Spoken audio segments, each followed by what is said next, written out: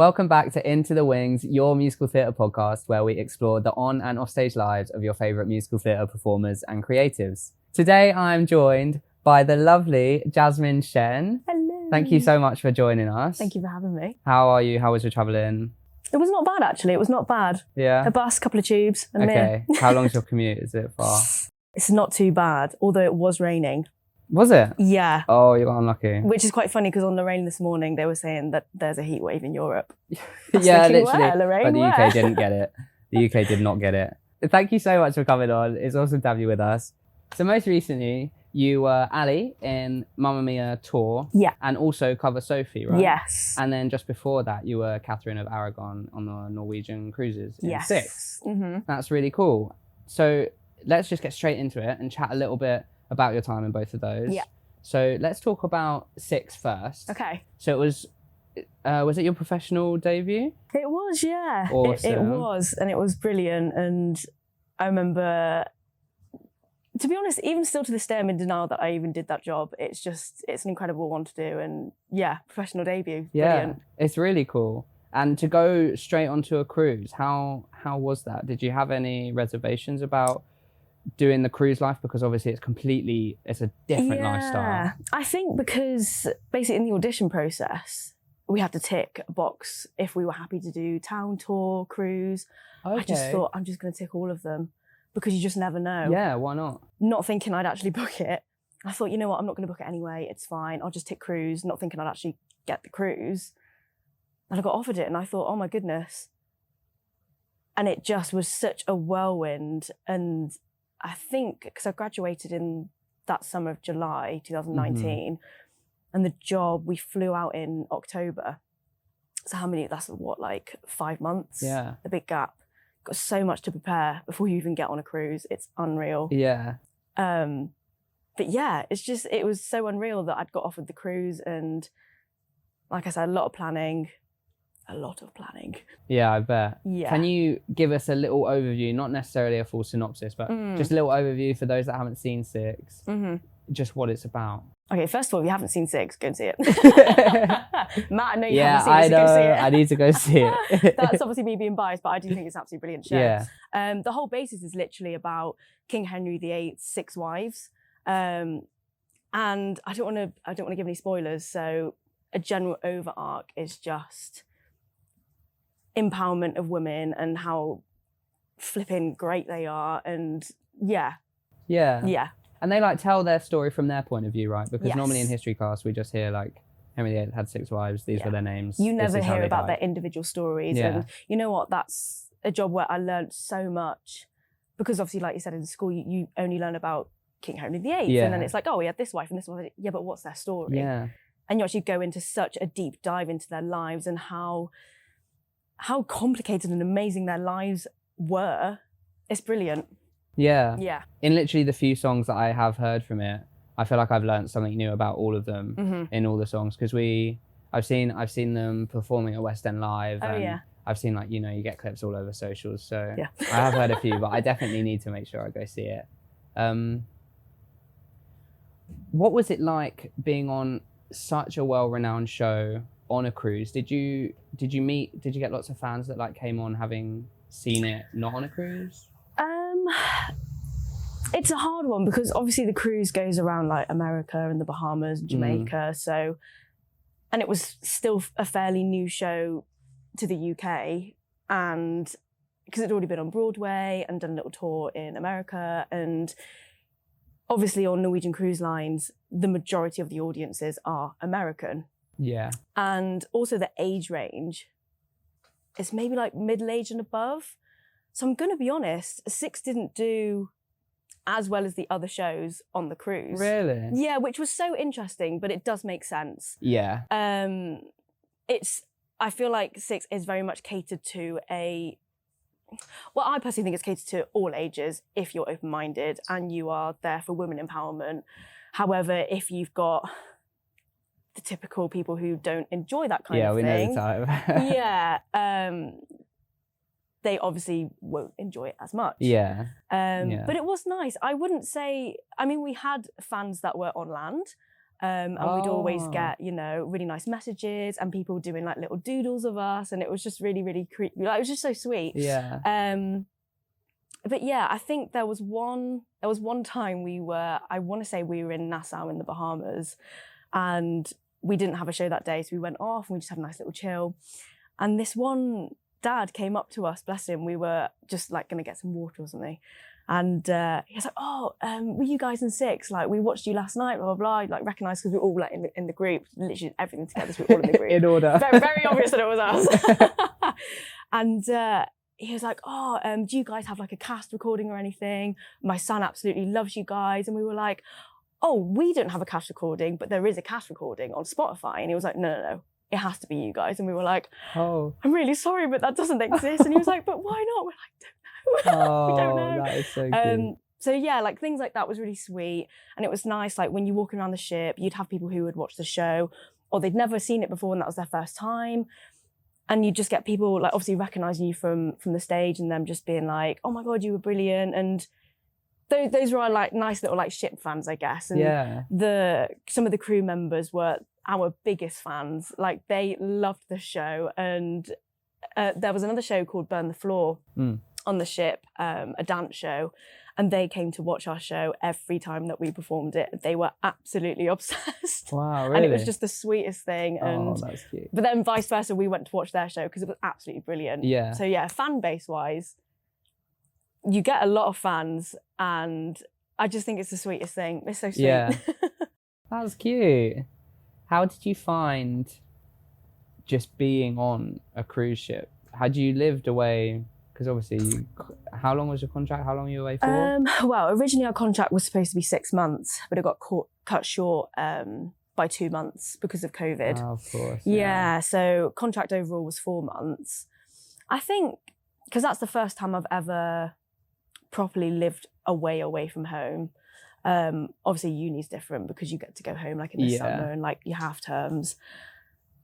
But yeah, it was a surreal experience. And I think if I didn't have the girls who I did the show with me, it would have been a lot harder, I think. I think cruise life is it's great. And I think everyone should experience at one point in their career because it is so different. And there's just something about cruise ship life that is not the same as, I don't even want to call it real life because it's almost like when you're on a cruise, it's like, it's not like real life. It's weird, like the time is different, everything's different. You almost have like cruise ship time. Yeah. The days kind of go extremely quick, but also really slow at the same time. Okay. And I feel like whatever happens on a ship just gets so heightened because you're such close proximity with everything and everyone. Like the people you work with, like my 6 girls, I mean, I loved it. We were all on one corridor. So we all just lived next door to each other, you know?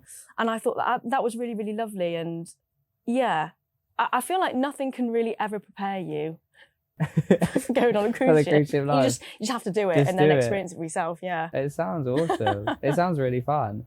So you played Catherine of Aragon. Yeah. Did you guys ever do other queens or were you always the same? I was always Catherine of Aragon, yeah. Cool. We had 2 swings. So we had 2 swings for our rehearsal process, but they didn't come on the ship.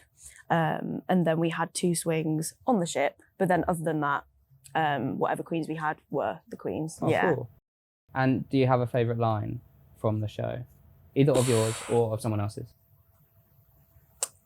At the end of the show, just before the Mega Six, if you've watched the show, which Matt, you have not, you would know what I'm not letting me live that down. So before we start the Mega Six, we're just like getting the audience hyped. And my favourite line, obviously it changes from like, say if you did the tour, it did like be different name of the city, but because we did the breakaway ship on Norwegian, I would then shout, "Breakaway, clap your hands." And then we just all start like clapping.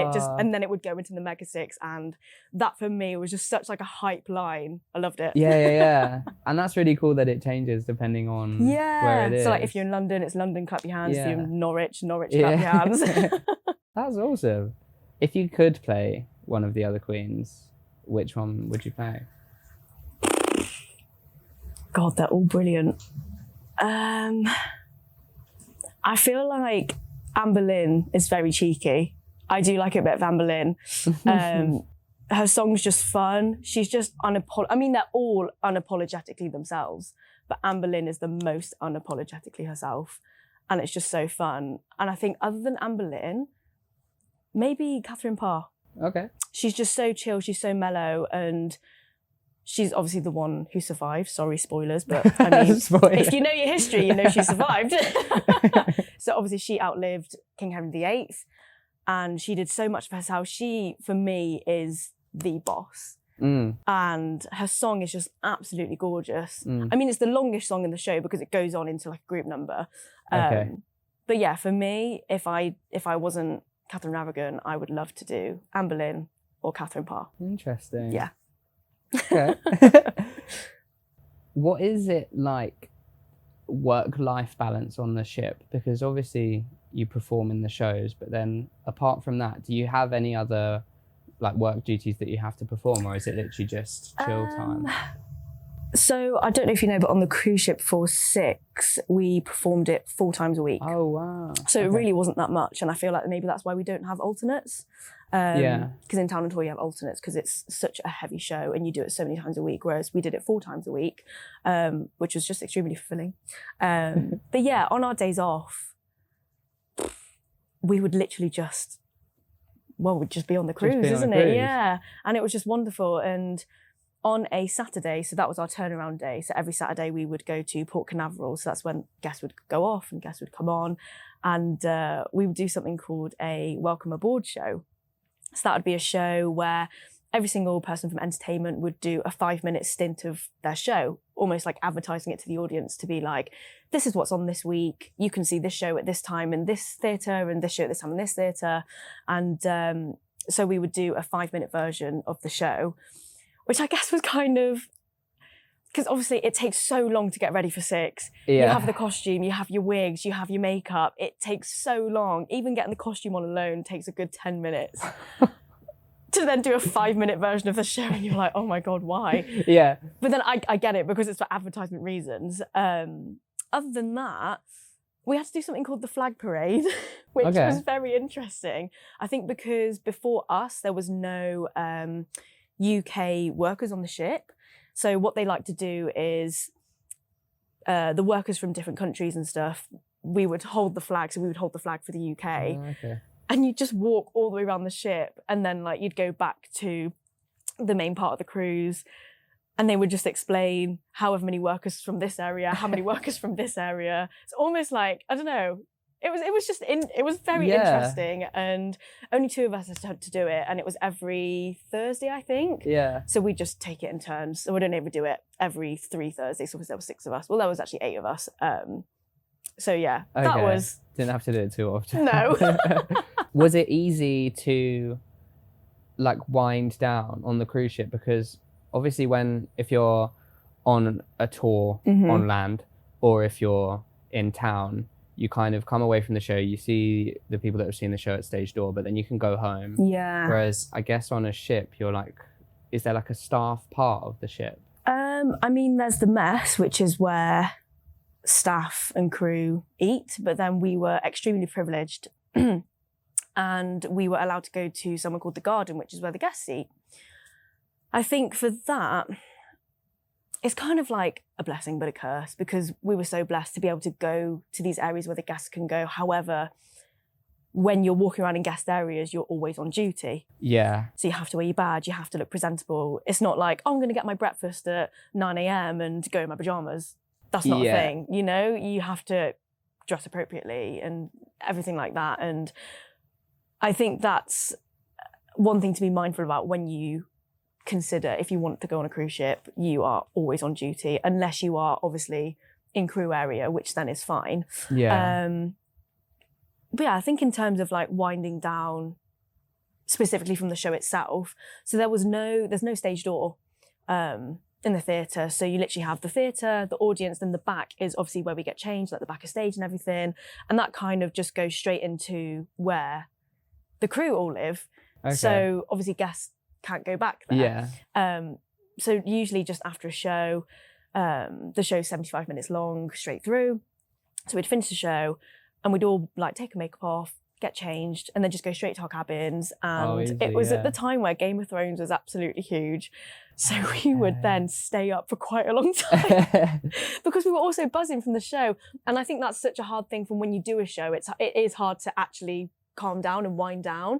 So because we were on such a high, we were like, okay, like what can we do like as a group? And we'd all convene in my friend Jess's room, which is next to my room. She was like the mum of our group.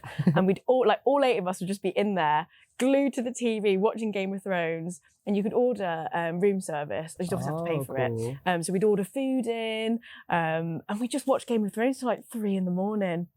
And Really? yeah, that was our wind down, and I miss those times. It was brilliant. Yeah, it sounds fun. It was very fun.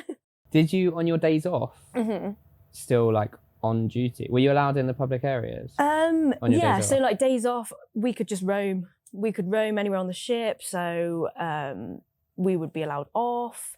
But obviously this was before COVID times. I don't know what it's like now. Yeah. I don't know what it's like, but this is from my experience. Yeah. Like we were allowed off. I think the only thing about getting off is, so guests would always have priority because they're the paying customers of the cruise. So they would get off first, and then maybe like a couple of hours later, once all of those have gone off, we'd then be able to go off. A couple of hours, wow. We would have a curfew, however. So say if we were in Cozumel in Mexico, favourite place ever. So we'd go there every Thursday. So the guests would have to come back at 6 p.m.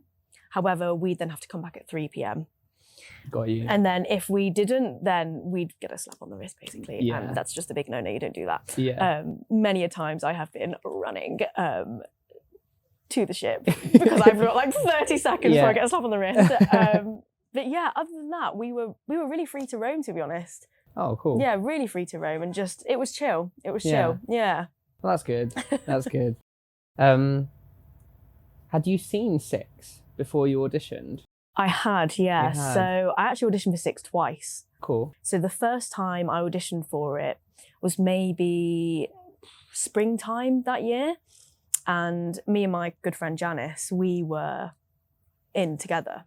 So she auditioned for it, I also auditioned for it. And we thought, we should probably go watch it just in case, you never know, just in case we book it. Very unlikely, but just in case, Yeah.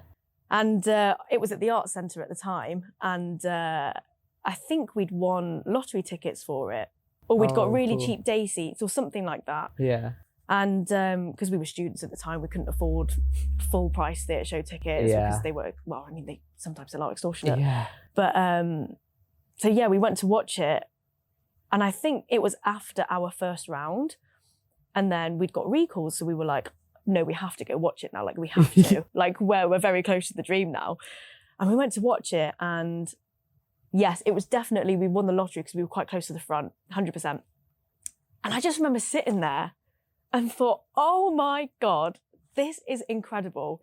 This is the best show I've ever seen in my entire life. Like, it's so good. And it was so empowering, and I felt amazing after it. And I just felt like I could conquer the world after I'd watched it. And like, the Mega Six is such a big hype, and because we were so close to all the queens, and I just thought, this is amazing. Like, to book this would be the dream. A dream, yeah. Still thought it was very impossible at the time, and so yeah, I whatever show I go in for, and I think, there might be a possibility that I could get it, I do try and go watch it if I can. Yeah. Just so I know what it's about. You know what you're getting into, yeah. Just so I know what all it's about. Do my research, Yeah, yeah.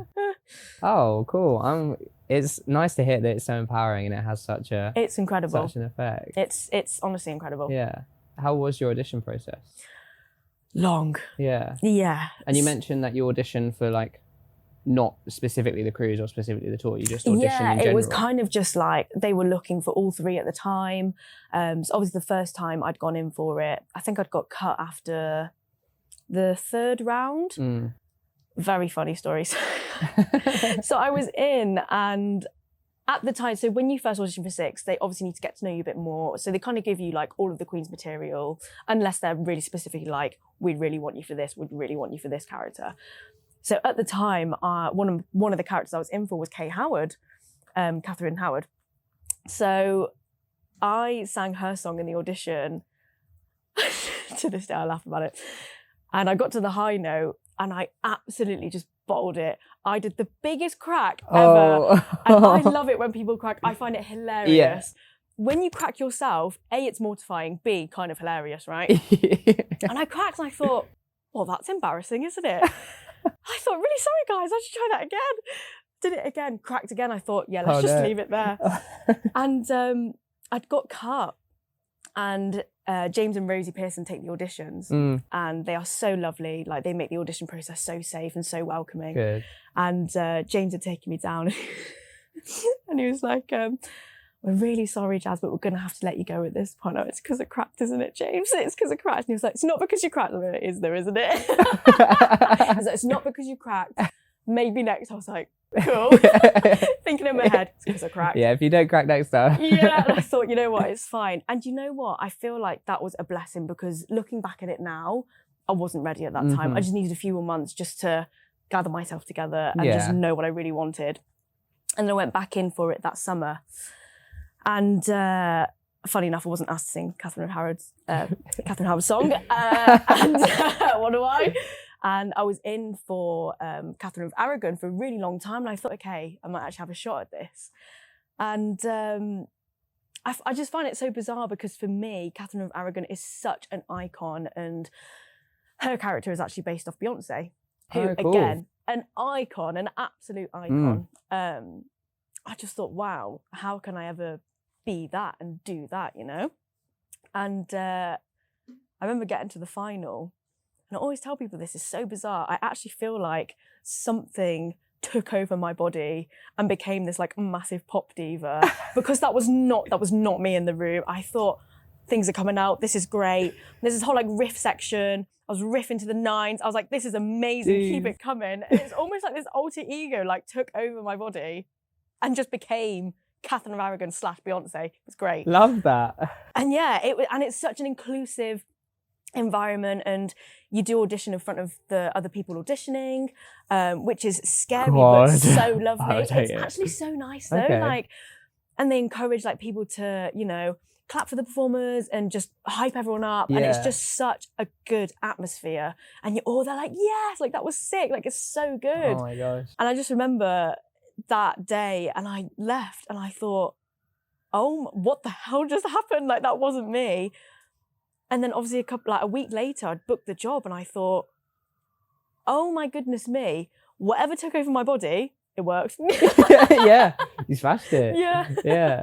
So was it literally you went to the audition, didn't hear anything, and then a week later they called you? Yeah, it was quite a quick one, to be honest. I think because they obviously know that for the ship you have to have like a lot of prep. So I literally was just getting ready for college at the time. I was just in my bathroom, and I get this phone call from my agent, and I thought, oh God, why is she ringing me? This is random. Like, obviously, because I just started with the agency and stuff like that, and I thought, oh, this is random. Why is she calling me? And now I realise that your agent calls you to book a job. It's really important. Yeah. And I answered, I was like, hello.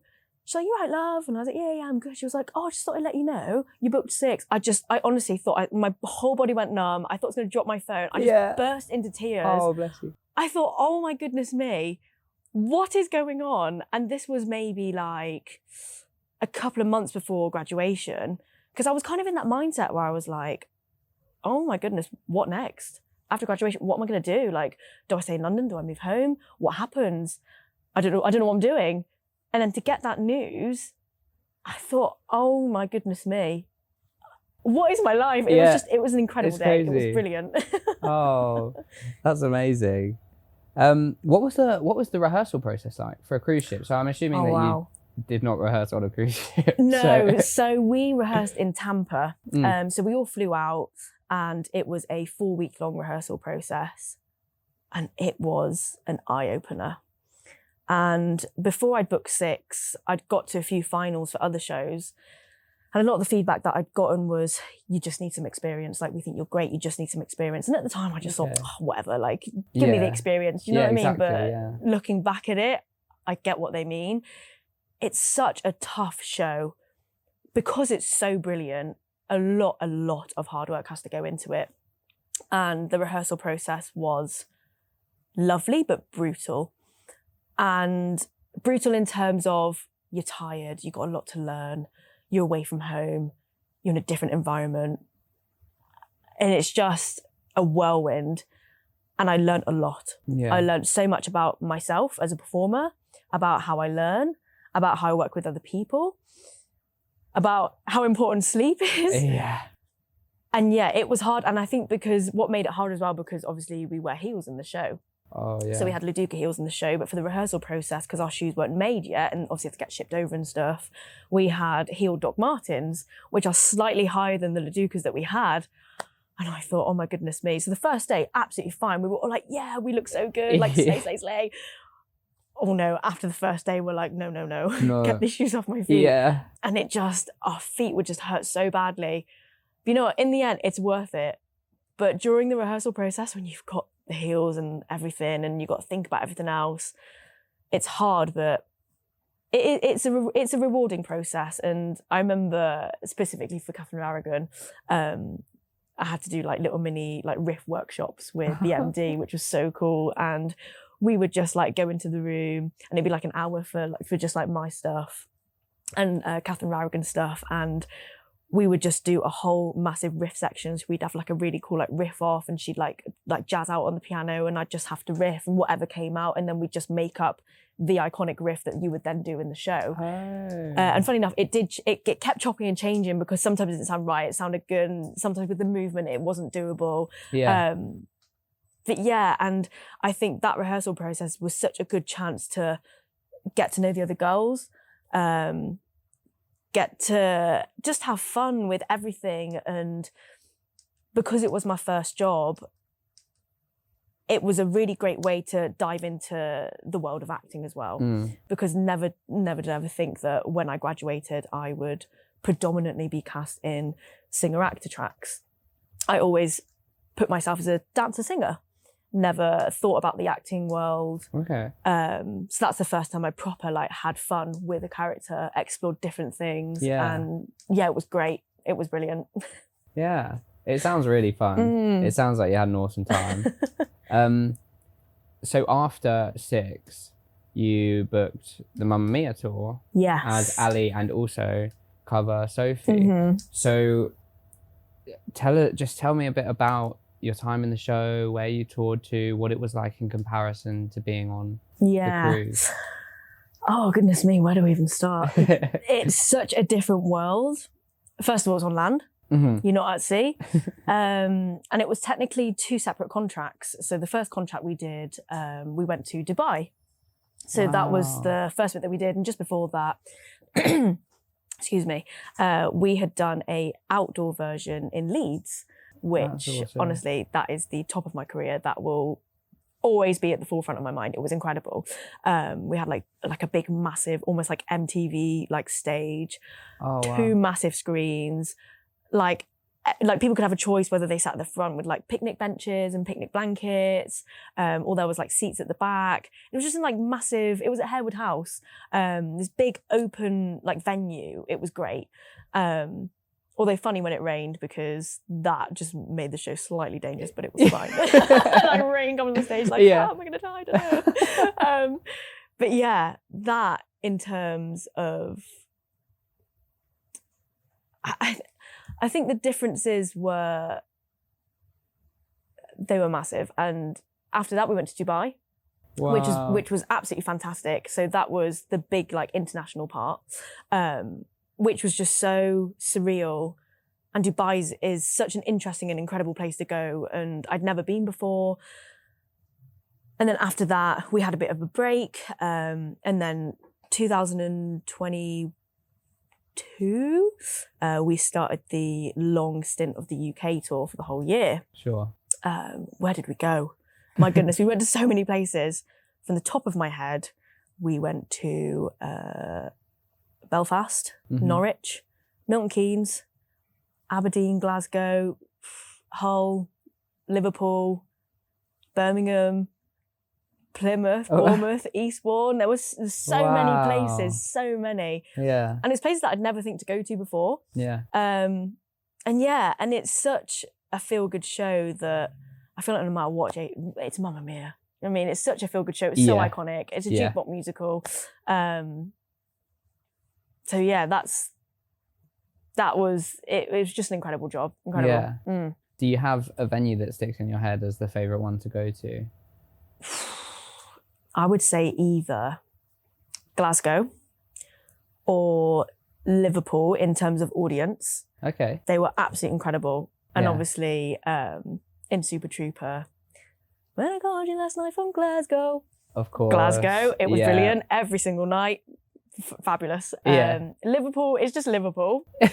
No explanation needed there. It was great. In terms of actual like cities, I did actually really enjoy Glasgow. Very, very beautiful city. And Bristol. Bristol was also a favourite of mine. Oh, cool. I'd never really been to Bristol before. And I just think it's such a cool place. It's so cool. It's got quite a young population there, I think, because of the uni. But the place itself is great. It's fantastic. So cool. Yeah. I've never been to Bristol either, actually. Oh, you should. Maybe I should It's visit, really, yeah. really cool. Yeah. Really cool. Cool. And you played Ali, and you were cover Sophie. Yes. How many times did you have set days that you went on, or was it? So, funny story. I never actually made my Sophie debut. So, it was at the time where COVID was still massive. And it was when we were in Nottingham. When we were in Nottingham, and I think the creatives and the producers had decided that as a tour, we need a third cover. Because we were sometimes so short on covers and Sophies and like roles, named parts, that we were sometimes very close to cancelling the show, which obviously it'd be gutting to do that. Because so many people were off with COVID, which was not good. So I'd got an email from our associate director, Nikki Deej, who is brilliant. And she was basically asking if I would be interested in doing third cover Sophie. Okay. And I thought, oh, you know what? Yeah, I'll give that one a bash. Yeah. Why not? And it was such a quick rehearsal process. But then I think I had then got COVID, so I couldn't rehearse for ages. Oh, and I was like, no, nightmare. it's got me. So I was off for ages, and then we went back to rehearsal. And I just wasn't right, and I was still quite ill. And then I was due to do my cover run when we were in, I think in Bournemouth. Again, funny story. We were in Bournemouth, and somehow I contracted gastritis, which, oh my goodness me, is the worst pain. I would not even wish it upon my enemies. It's horrible. Oh, bless you. And it was at the time, I was in my digs, and my partner Charlie was there as well. And I was like, I just don't feel really, like, I don't feel well. And I'm sure you just got a tummy ache, like, just sleep it off. Yeah. You cannot sleep off gastritis. No. It was not good. And I was due to my cover run. I just had to go in. I literally was like sobbing because I just was so confused what was going on. I had to go to A&E. Oh my. I was on a drip for like paracetamol. It was not good. So yeah, that was a whole whirlwind. Yeah. So then I was just off the show for like quite a long time, picked it back up, finally did my cover run when we were in, where were we? Brighton. Oh, cool. So we were at the Brighton Centre, and I did my cover run there. And it was really fulfilling. I think I got a couple of things wrong, as you do in a cover run. Yeah. But then after that, funny enough, COVID kind of just like slipped away. Yeah. So then I never actually went on. And yeah. I mean, I think there was one time where first cover and Sophie were off. So then essentially I was then the first cover, because then I'd got bumped up because people were off. I thought, oh, it's today the day. Oh. Never happened. Never happened. But I would have loved to have gone on for Sophie, but you know, Yeah, it the just world didn't works in wonderful happen. ways. Yeah.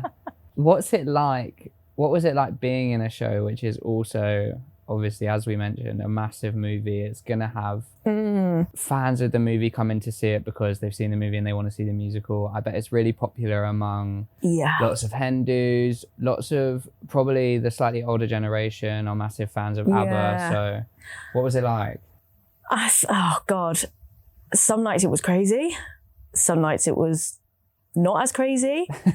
I think when you're in a city, particularly on tour, where there is an older population, maybe, for example, like Eastbourne or Bournemouth, the audience tend to be quite quiet, but you know that they're listening, you know that they're enjoying it without having to scream their lungs out, you know? Yeah. But then you get like Glasgow and Liverpool, like I said, honest to God, crazy.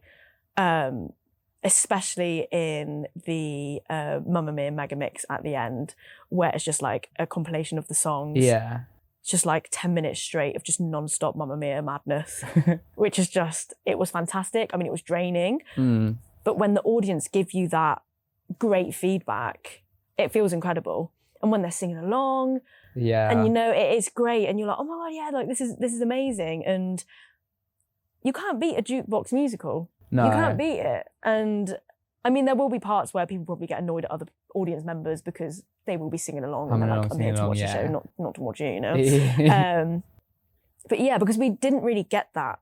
Like if I'm comparing it to Six, I guess you'd get it on tour in town because it's more, people just know the show a lot more. Yeah. But obviously on the cruise ship, people are very, they're not as aware of the show. So you didn't really get people like singing along. You get people having a great time in the Mega Six at the end, but in comparison to the Mega Mix for Mamma Mia, completely different vibes.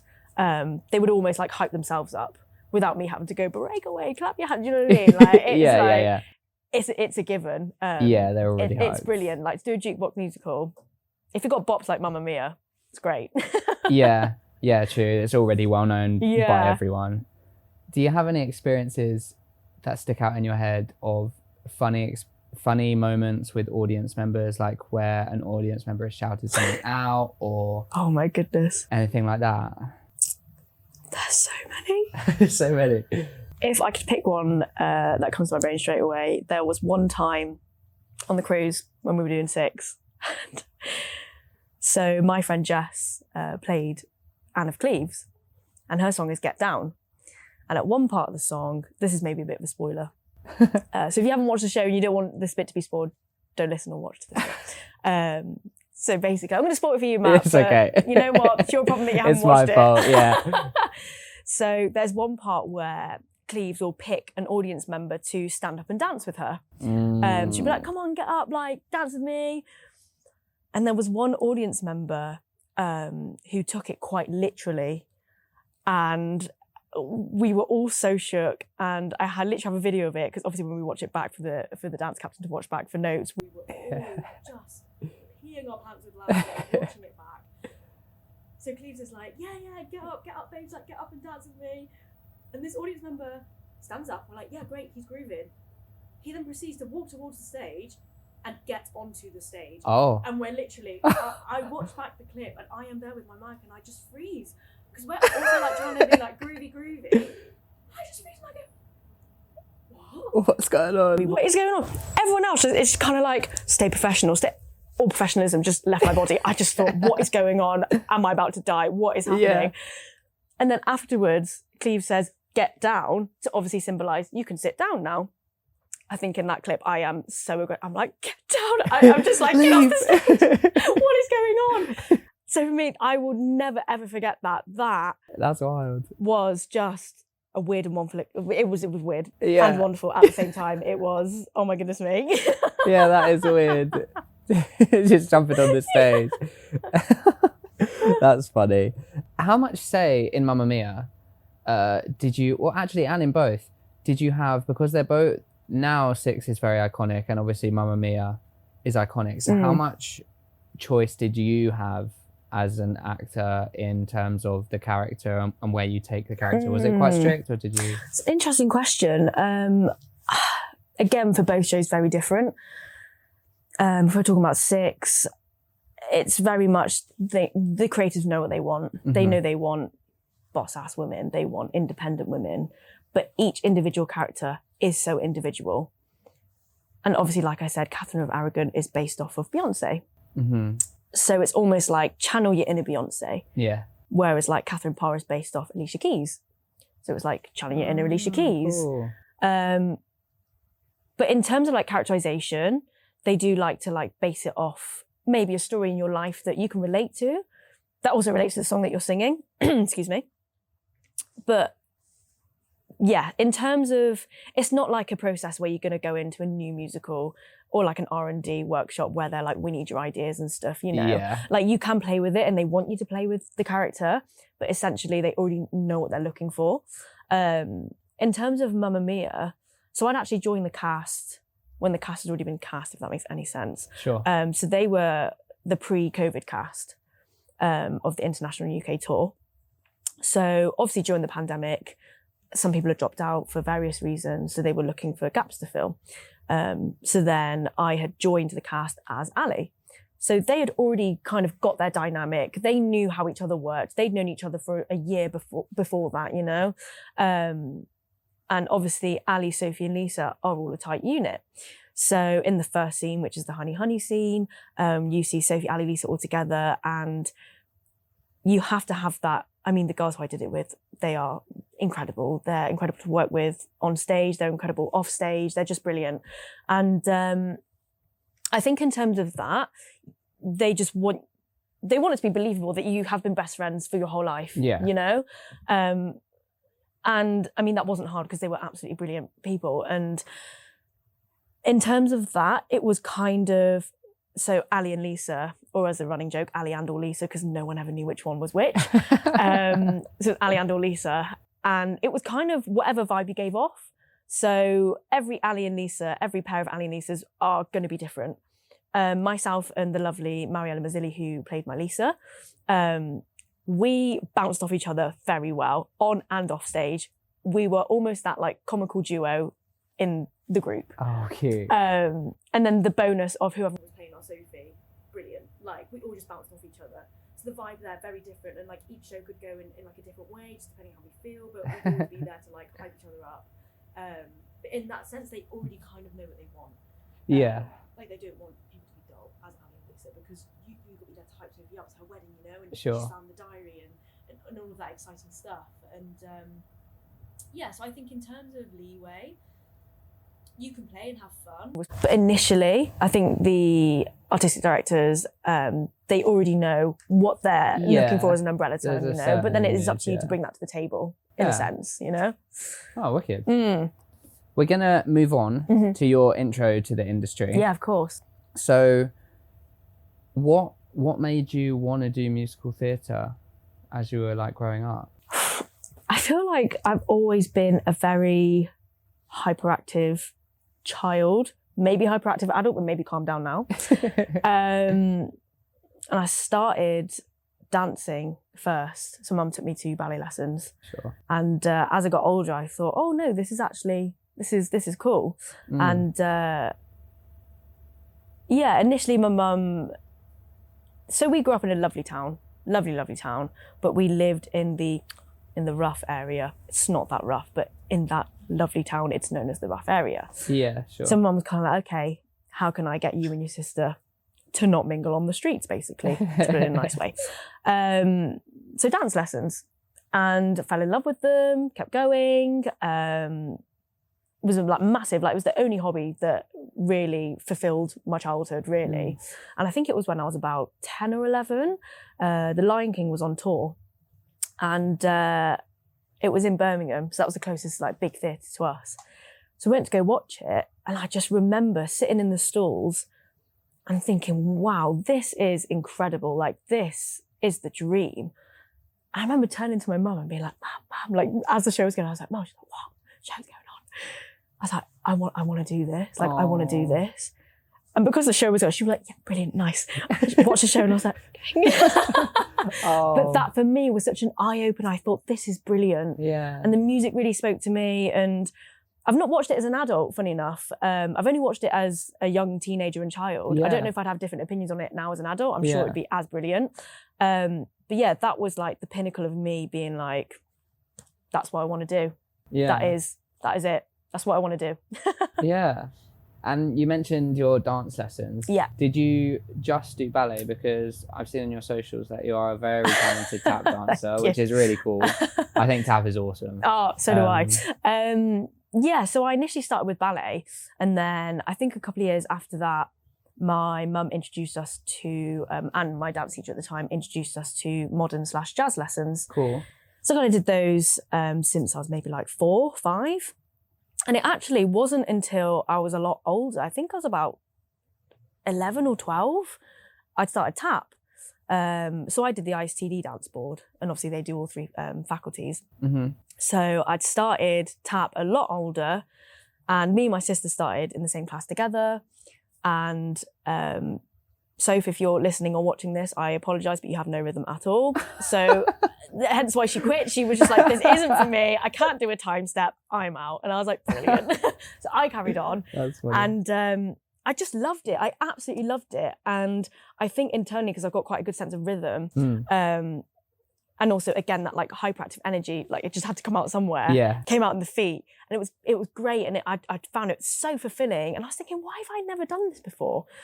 And I just like sawed through all the grades and just like was like, okay, what's next? Wow. What's next? Was so excited for what was next in the tap world. Ended up joining the Tap Attack Associates for the West Midlands. So trained for them like for a little bit. Never did any of their like competition or shows or anything because it was just the training monthly. But yeah, it was just so rewarding. And any chance I can get to tap now, I will. I'll be like, do you want me to move tap shoes? Yeah. I'll do it. Yeah, it is so Ballet show, satisfying I'll when you get it, isn't it? It's brilliant. It's just amazing. Yeah. Can you remember a point in your career or your training where you thought, like, okay, this is a viable career for me. I'm not actually doing this. It's not just a dream anymore. Like, I'm here. I think obviously during training, it was still an impossible goal. Even when I was auditioning, like during my third year, I just thought, oh my goodness me, I'm being seen by all these like incredible shows. There's just a lot of pressure. And I think like even when I did 6, I had such big imposter syndrome to the point where I was like, what? Like, this is incredible. Like, this is honestly incredible. These people I'm working with are incredible. It was my first ever job. I thought, why am I here? So I think even throughout 6, I thought, okay, this is like a one time. After this, maybe that'll be it then for me. Because you hear stories where people book jobs and then they have like 3 to 5 years out, so not managed to book anything else. Yeah. And then they book something, and I was like, oh, maybe that'll be me. And obviously, pandemic happened, and then we all thought the arts was just going to be no longer. And I thought, right, I'll be a teacher, fine. Because it got to the point where we were told to retrain, and it was. I remember that. Bad, really. Was wild. And so that's when I was like, oh, maybe this isn't viable because the world's telling me it's not viable. Yeah. And then obviously, lo and behold, I booked Mamma Mia, which was incredible, brilliant. And then I'd also done a short musical online during the pandemic. And it's about the Windrush generation and about how the Home Office is such a big story. And so I'd done that as well because I knew the director, which was great. I thought, okay, no, yeah, fine. But then even like during Mamma Mia, because that was like the first job out of people telling you that your job's not a job and that's not viable and you have to retrain. Yeah. I think even then it's like, is this viable? Is it a thing that I can make a living off? Yeah. And and it's great when you're on tour because you don't have to pay rent if you're not renting anywhere. And I'm very, very grateful for my dad who, when I do go back to live with him, he lets me live there rent free. Like, it's just not, it's, even now, I always think, is this going to be my career forever? Is there going to be a point where that's it then? That's me done. And then I have to look for another career path to go down? Or is it the fact that I'm going to be incredibly lucky and work hard so that I'll do this till the day I die? Who knows? Yeah. Who knows? That is such an impossible question to give a definite answer to. I suppose it's just different for everyone, isn't it? Yeah. Yeah. Whatever path you go down. Yeah. It's a journey. It is a journey. It's a journey. No, that was a really good answer. It is a tricky question. Yeah. But you're smashing it at the minute. So thank you. What show have you seen or been in that has had the biggest impact on you, either as a performer or just in general? Well, Lion King from when I was younger. Yeah. But other than that, Come From Away. Oh my goodness me, what an incredible show. And it's now going on tour. Brilliant. Yeah. So now people from all over the UK can watch it, which is great because it's an incredible show. That for me stood out by a mile. I went to go watch it twice because I was that obsessed with it. It's just brilliant at how it just captures everyone in. I think other than that, funny enough, Back to the Future. Okay. I recently watched that, I think a few months ago. Yeah. And I wasn't quite sure. I was quite skeptical. I was like, oh, I don't know. And I'd been in for it before. And I was like, oh, I'm not too sure. Because it was at a time where obviously the workshops had happened for Back to the Future. It was back in 2018, 19. And I was in for, I think, the character's Jenny.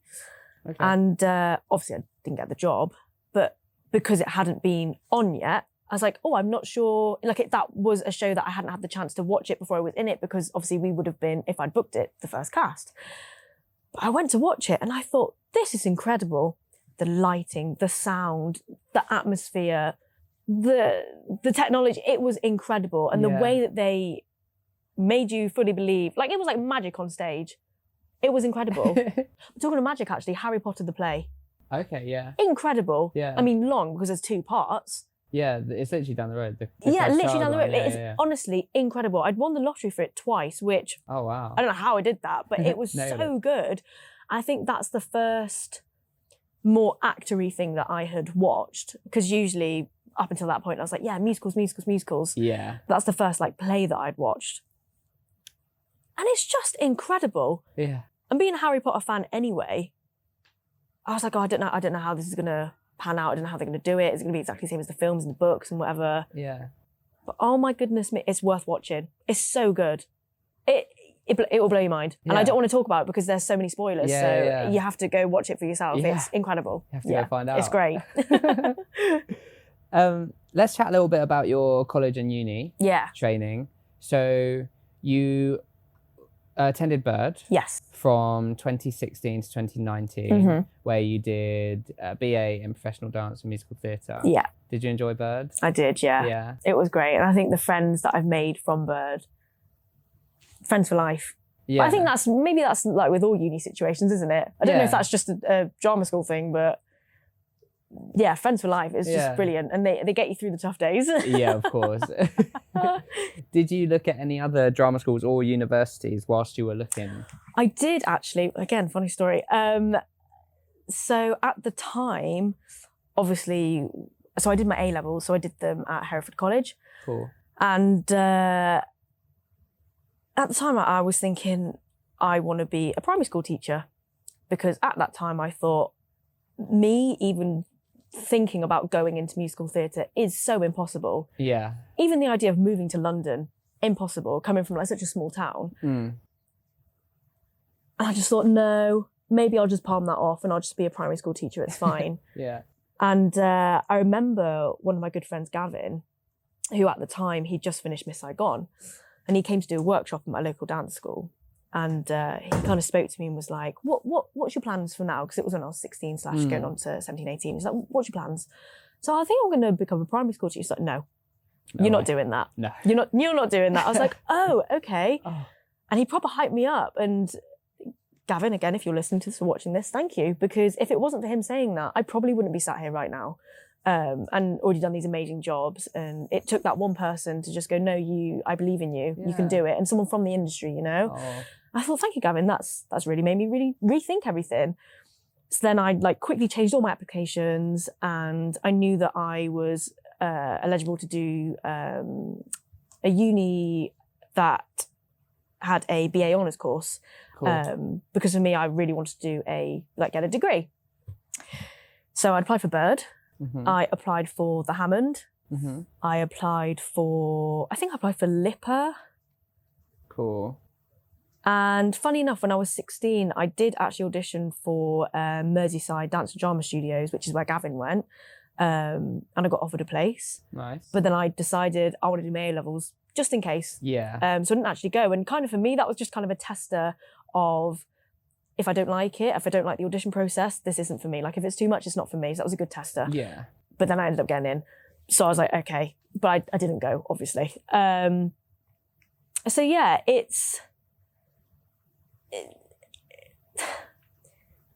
I can't remember what else I auditioned for. But I think in the end, I'd only auditioned for Merseyside, which was a couple of years before I did my big auditions. Yeah. And then I auditioned for Bird and the Hammond. But then after that, before my other auditions, I actually pulled my hamstring. So I couldn't attend any of the other ones because they were quite close in time. I thought, well, I think Erdang was coming up. I thought, well, I'm not going to survive that. That's a nightmare. With a pulled hamstring, that's not going to happen. Yeah.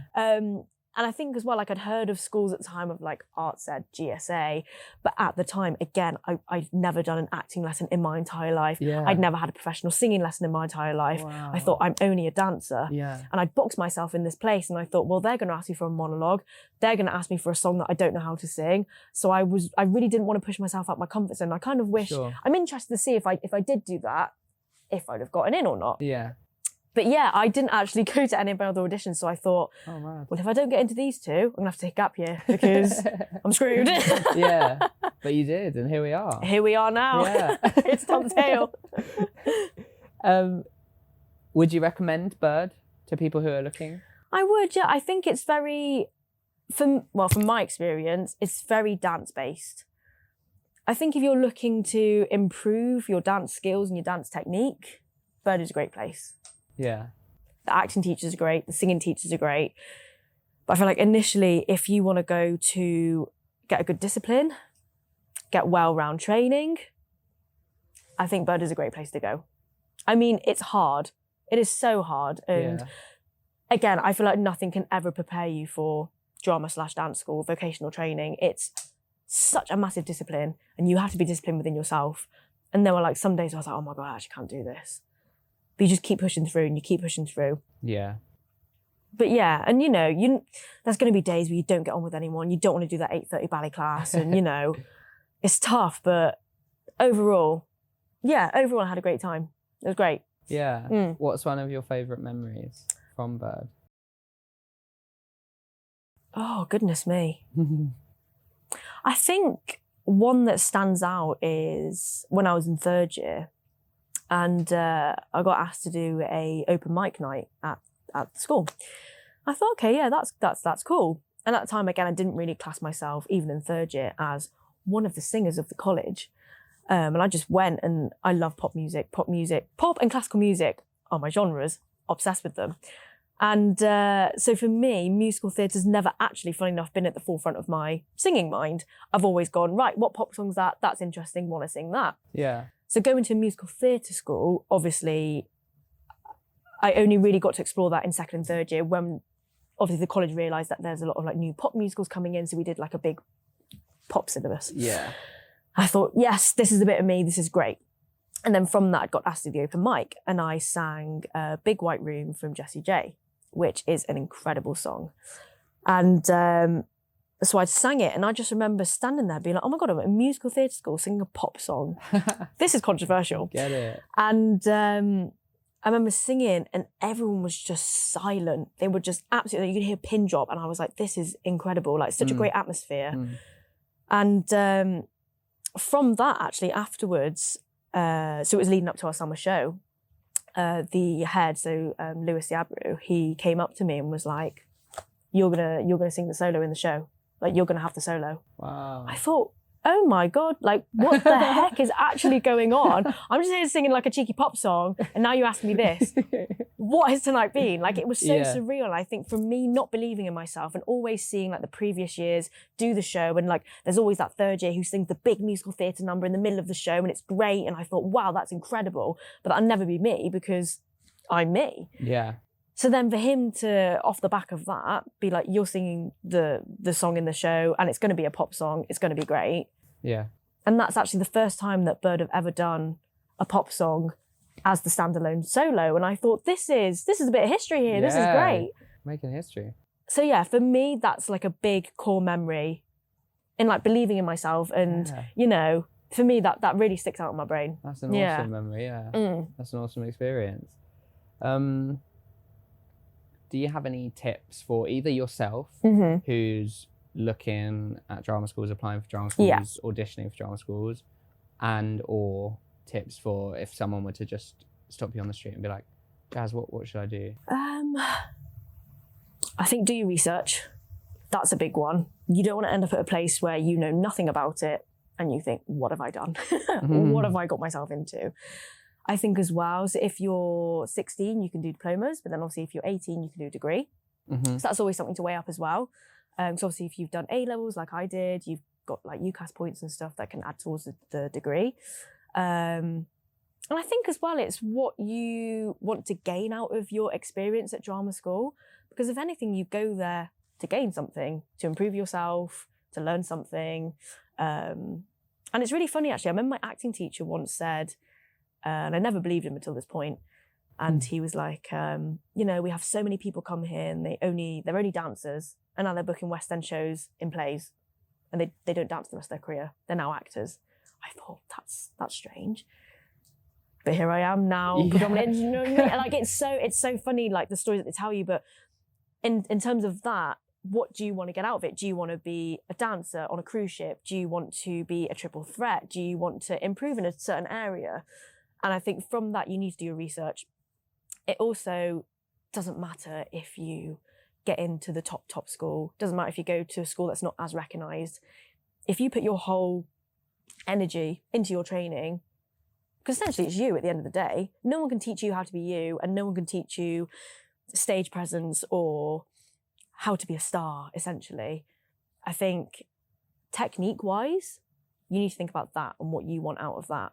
And I'm very grateful that Bird taught me all the technique that I know now. And even now, I'm still learning. I'm still going to class. I'm still learning a lot about myself and the way I perform. Yeah. And I just think, don't get disheartened if you don't get accepted into a place. It might just mean that you're not quite ready.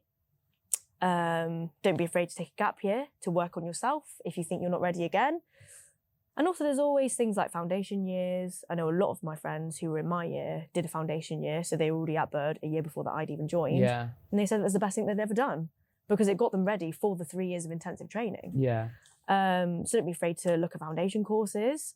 And yeah, essentially it's what you want to get out of it. Do your research. Does that school do just acting? Does that school do everything? Does that school just cater for dancers? Maybe look at graduates who have gone to that school and what they're doing now and see, oh yeah, I'd like to do that. Where did they train? So who do you aspire to? Okay, I aspire to so-and-so. They trained at this school. Okay, I'm going to try and do that then because they obviously got what they wanted out of that school. So I think for me, and if I was telling that to my younger self, that's what I'd say. That was perfect, yeah. That was literally like your perfect pack of, I'm going to drama school, what do I need? Yeah. There we go. That was perfect. I want to touch briefly on your time on Ant and Dec's Saturday Night Takeaway. I'm just so interested about that because it's a crazy program. Yeah. So much happens. It's mental. So just tell us. So I was in college at the time. I think I was in 2nd or 3rd year, and essentially we were extras on the show. So we were like the dance mob that, like, when they have the singer at the end, the performer, we're like, they're like, yeah. And it was George Ezra, who was stupidly tall, by the way. Like, compared to Ant and Dec, oh my goodness me, he's so tall. Ant and Dec as a pair, brilliant. Yeah. Like, honestly brilliant. And I remember the runner was like, okay, guys, just to make you aware, like, don't ask for pictures with Ant and Dec because it will take up too much time. Oh, and I got it, like, in terms of time and, like, if we all got pictures of Ant and Dec, blah, blah, and they're working. And, so cheeky. I caught them and I was like, please can I have a picture, please? And I got a picture with them and, oh my goodness me, best decision I've made in my life to be a bit of a rebel that day and not go with the rules. And I was like, I'm going to get a picture because I'm here and I'll probably never do this again. Yeah, why not? Yeah, it was insane. Like, we went to the ITV studios. And again, I thought, what am I doing here? Because there's like a bunch of us from Bird who went.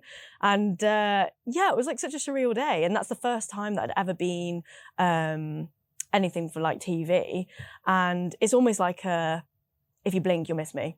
Yeah. And I remember my sister watched it religiously. And she gets so obsessed every time I do something. She's like, right, I have to watch it. I have to see where you are, even if you're in it for like a second. And she caught the top of my head. There was like a bird's eye view angle.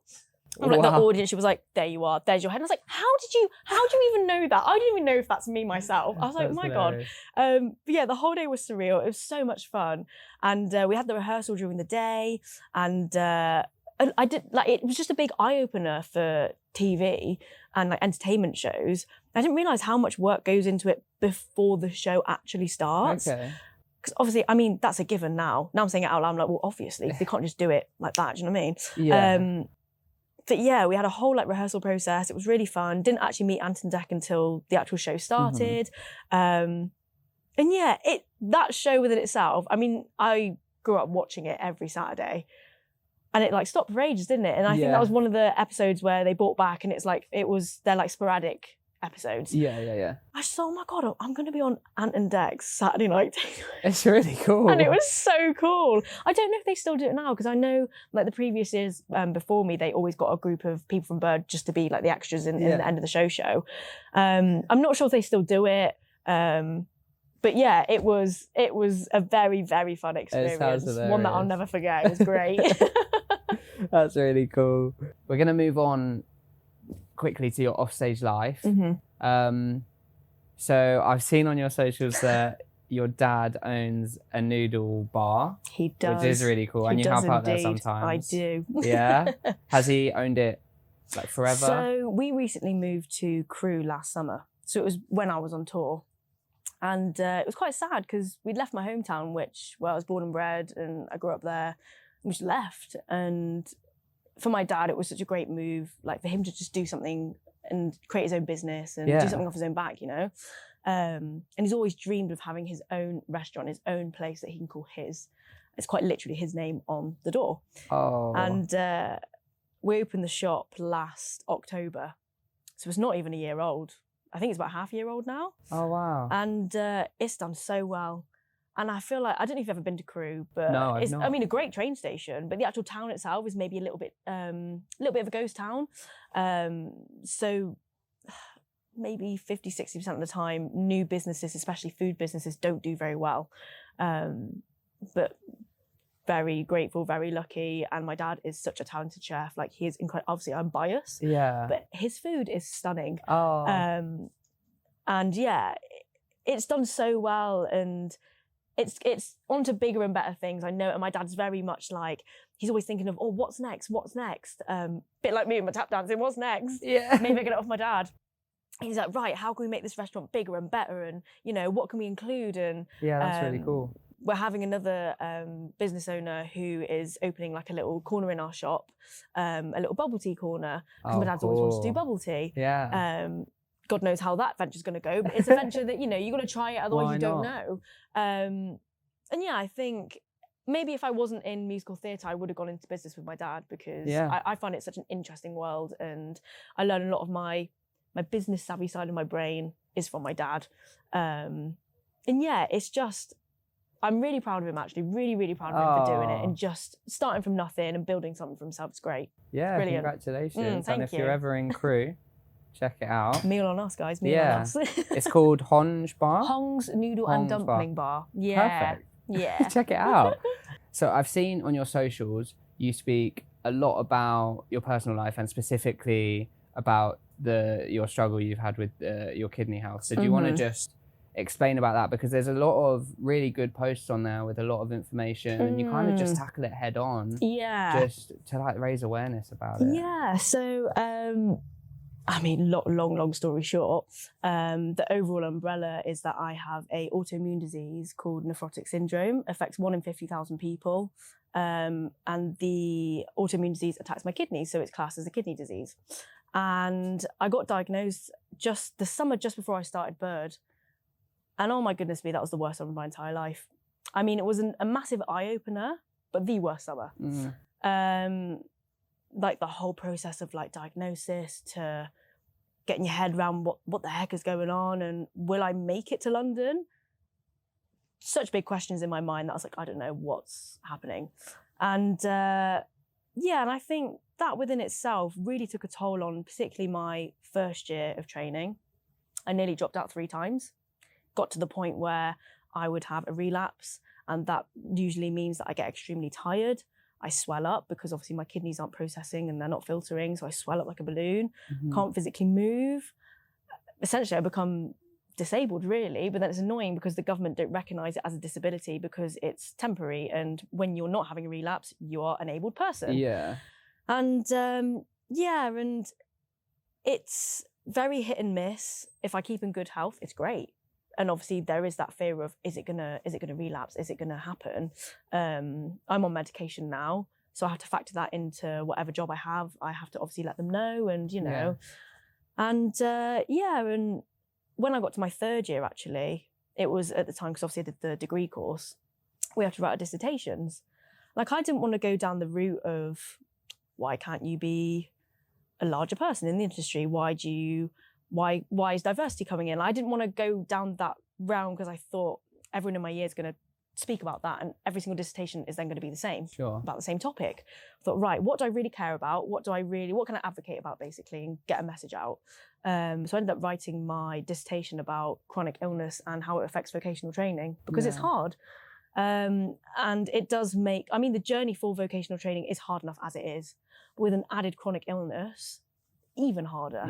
And it was really interesting, actually, because I reached out to a lot of people who attended Burge at the time, asked if anyone had a chronic illness, if they'd like chat to me as part of my dissertation, I could interview them. And it was such interesting conversations, and so interesting to see different people's point of views and how they go about their daily life, and everyone's story is different, and how they maintain their health during college, and, you know, different things to think about.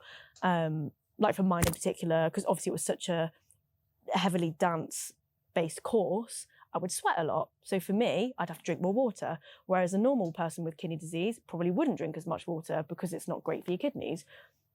It's just things like that I just really had to think about. And I feel like because my particular nephrologist at the time had never had anyone like myself, they couldn't even give me advice. They were like, you just have to roll with it, basically.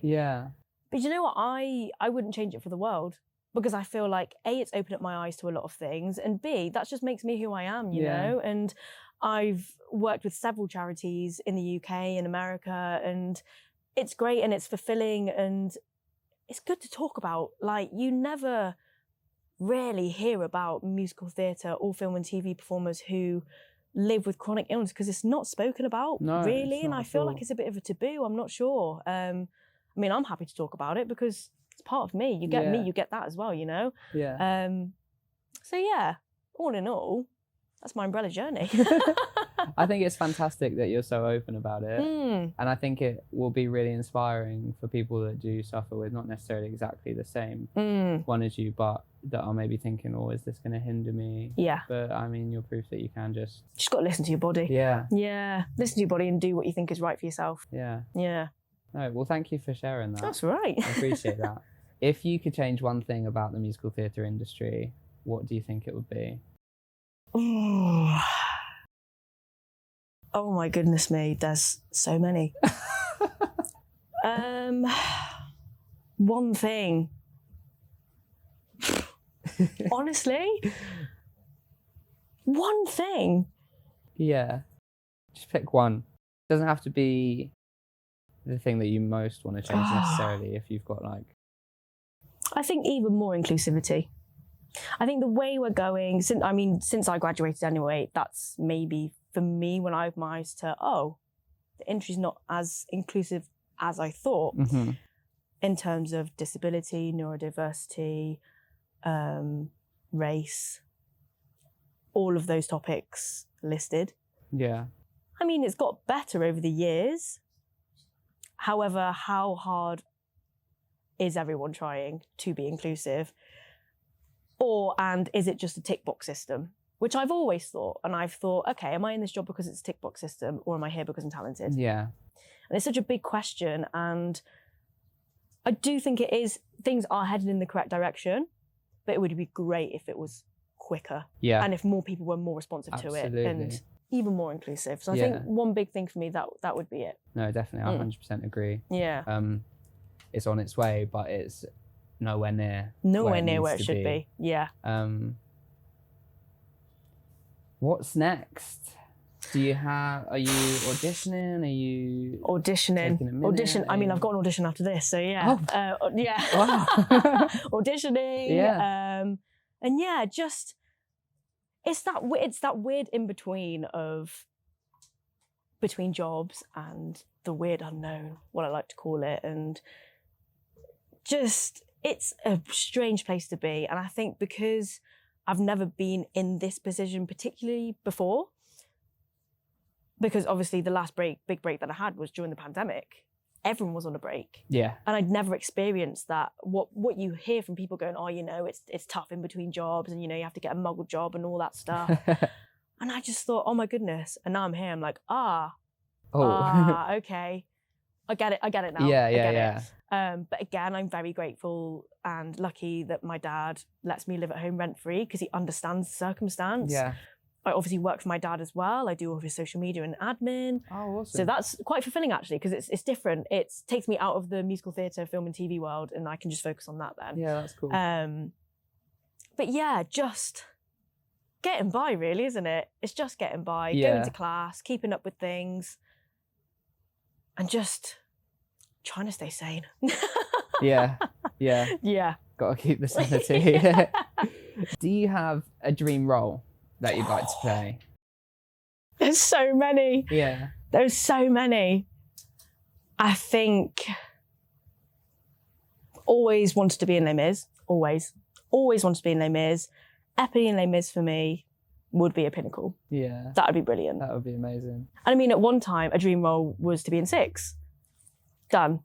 Brilliant. Tick it off. Done that now. Maybe to go back into Six as maybe Anne Boleyn or Parr. That would be a dream. Yeah. What else? Any of the Scarlet Sisters in Hamilton. That.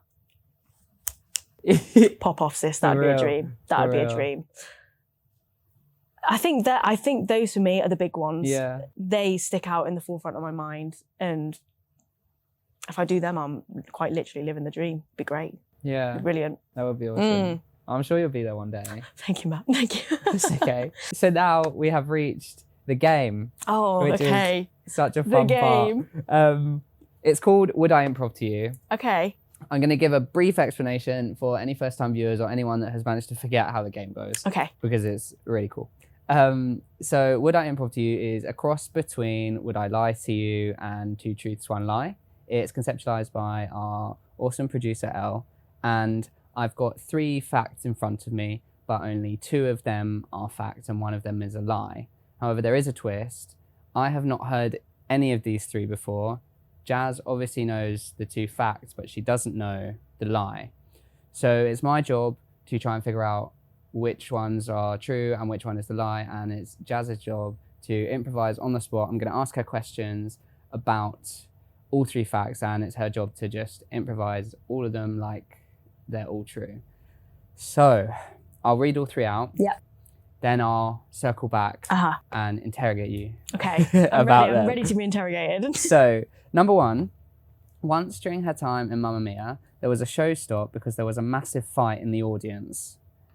Okay. Number 2, Jazz nearly missed a show once as she got off the boat for a day trip when it docked and was late back. She missed curfew and only had 15 minutes to get ready.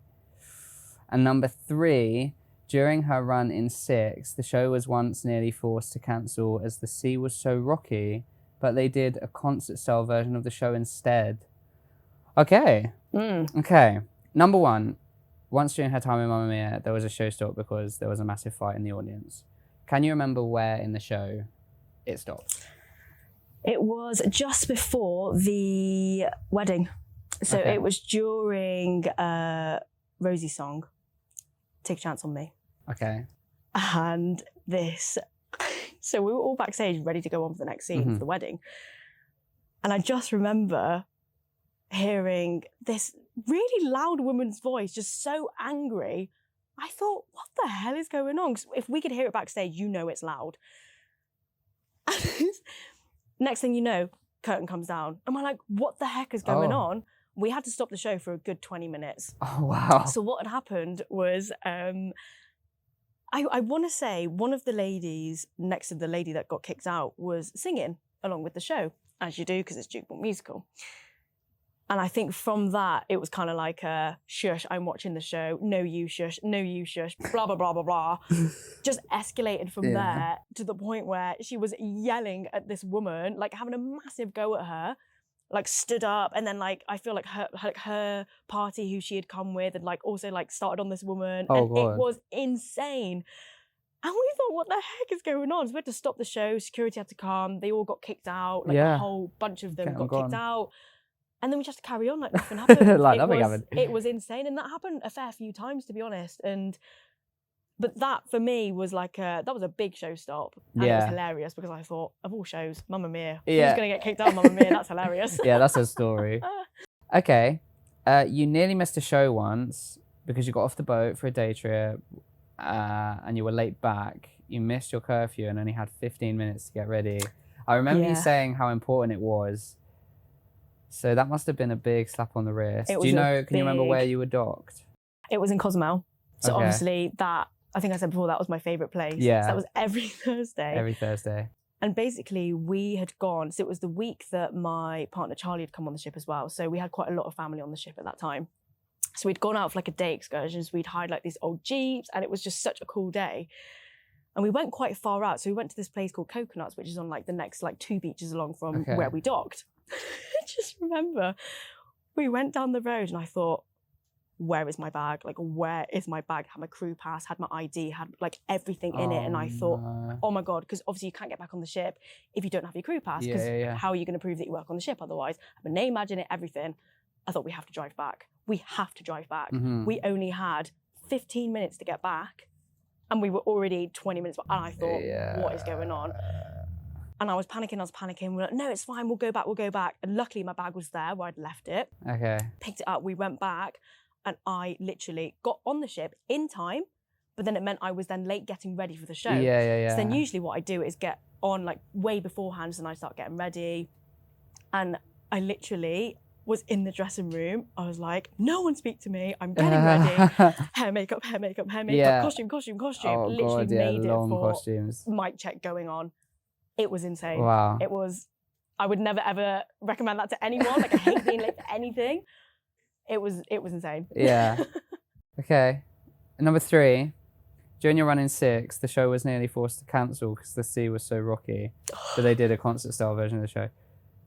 Cruise ships are huge. Yeah. So it must have had to be crazy. It was stormy weather. It was awful. The point where the theatre was on the ship, there's like a big like fire exit on the side, obviously just in case of a hazard of fire. But just outside of that are like automatic doors that open and close. It was that windy and that rocky. The automatic doors were literally like bashing back and forth, and we were like, what is going on? God. So Burn the Floor, which was the other show on the ship, had already cancelled because they actually did the show the night before and someone got injured because it was so rocky. And it's such like a heavy dance-based show and they do all these like amazing lifts and tricks.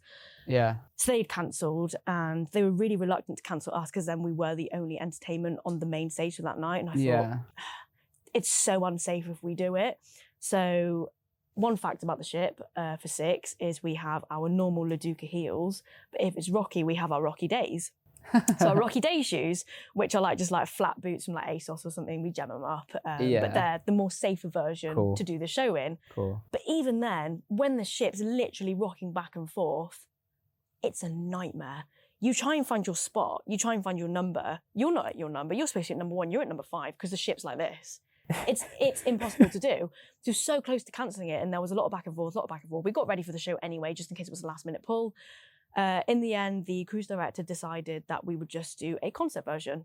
So we literally had half an hour to quickly rehearse everything and just go through the whole script, go through the show, figure out what choreography we were going to do, and just give the audience a concert version whilst we were holding on to the mics with our lives and trying to stay grounded. It was great. Slided everywhere.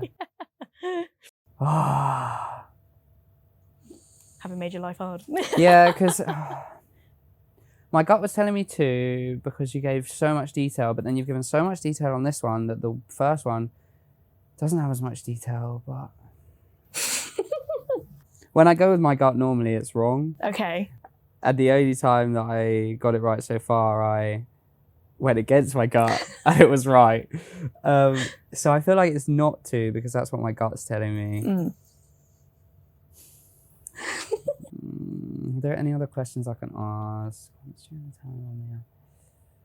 Massive fight in the audience. And we spoke about you not wanting to get a slap on the wrist and for being late, but you couldn't have just left your bag there, so. Yeah, otherwise I couldn't actually get off. You just forgot your bag when you were like moving between. I am so clumsy, it's unreal. So we're going from one beach to then the next beach to go to get food, and I just left it on that beach. Yeah, something I would do.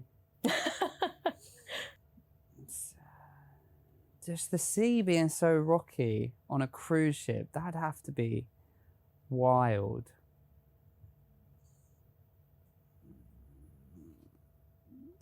I'm torn. I'm really torn. I don't want to get it wrong. I'm so bad at this game. I don't want to get it wrong. Come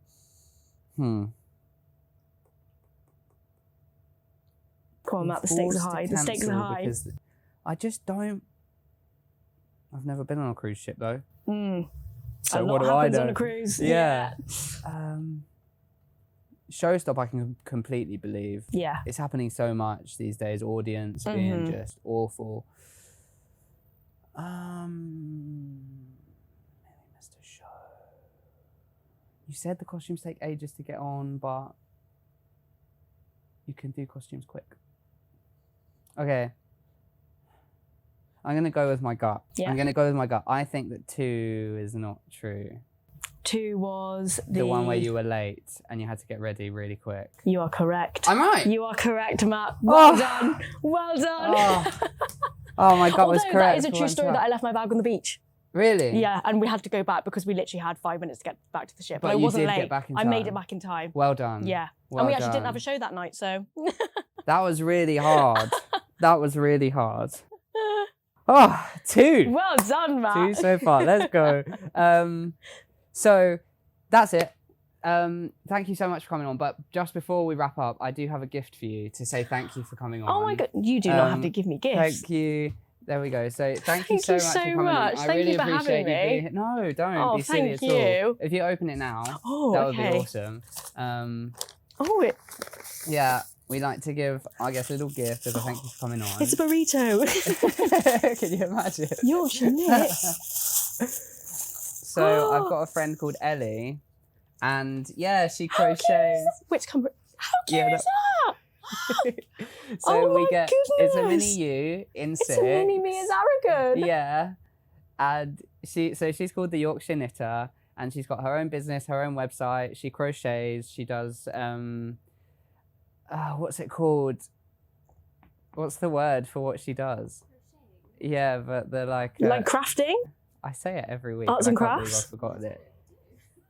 Like commission. Oh, she commission pieces. Yeah, so you can send her like pictures of your pets. Oh my! Does she have Instagram? Is this her? Is this her? Yeah, yeah. I am going to message her and tag her in it. This is brilliant. And her attention to detail is awesome. Look at it. It's so cute. Yeah. Oh my God! Thank you so much. But yeah, thank you for coming on. Oh, thank you. It's been awesome chatting to you. Oh, it's been a pleasure. Thank you so much for having me. Thank you. And that's that. Thank you. Yay. Thank you guys so much for tuning in to Jazz's episode. It's been awesome getting to chat to her. And if you haven't already, make sure that you go back and watch all the other episodes that we've done. This is the penultimate episode. So the next one is the finale. And I can't wait for you guys to see it. Thank you so much for tuning in. Make sure you like, subscribe, follow, share, all of that. It really helps. And see you next time for the finale.